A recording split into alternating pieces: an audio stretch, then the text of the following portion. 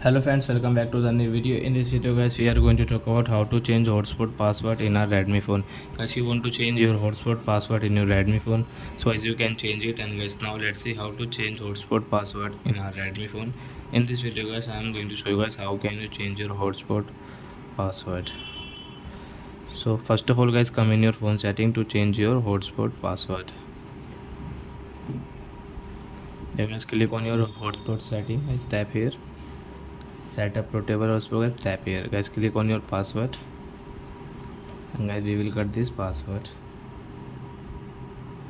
And guys, new password guys, we will take 7890564321, and guys, right, you can see guys this option. So first of all tap here. So guys, now you can see your hotspot password has changed in your Redmi phone.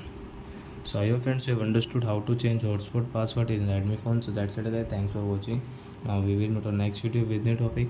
Before going guys, please go and like my video, subscribe my channel. Bye bye friends.